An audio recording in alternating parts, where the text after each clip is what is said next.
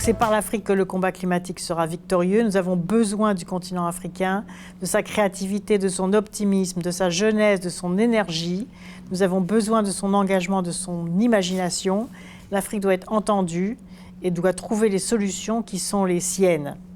Les dégâts du règlement climatique sont présents en Afrique bien plus qu'ailleurs, alors que l'Afrique n'y est pour rien. Et nous devons relever ce défi, car c'est plus qu'un devoir, c'est une nouvelle chance pour toute la planète.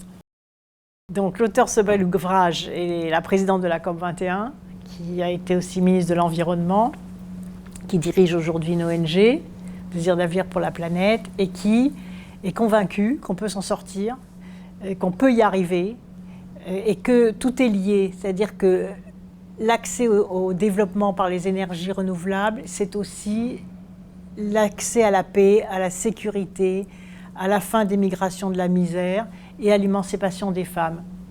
Donc c'est formidable, c'est-à-dire que tout se tient.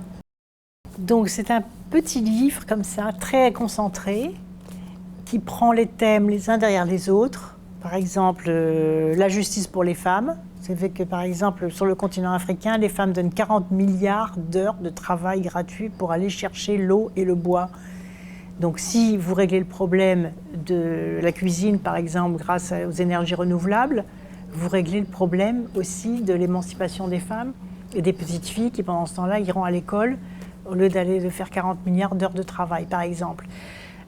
Ensuite, il y a la question de la sécurité et du climat, la question des entreprises, et notamment, c'est les nouveaux métiers pour les jeunes. C'est très important dans tous les pays du monde, dans tous les continents du monde. Il y a la question du chômage des jeunes. Et on se rend compte que la transition énergétique et que la croissance verte répond aussi, crée de la valeur ajoutée, de la valeur économique. Ce qui m'a motivée, c'est l'idée de se dire qu'un autre monde est possible.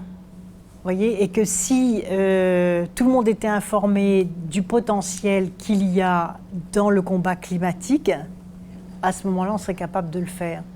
Et comme disait, alors tout le monde dit c'est impossible, mais non, comme disait Nelson Mandela, ils l'ont fait parce qu'ils ne savaient pas que c'était impossible. Ça, c'est formidable, ça. Vous voyez ? Le message, c'est que chacun peut agir là où il est, c'est que les dirigeants, maintenant, ne doivent plus tergiverser, et que souvent, les populations sont en avance par rapport à ceux qui décident. Donc il faut que ceux qui décident, ils se mettent ensemble. Vous voyez, le public, le privé, les entreprises, les territoires, etc.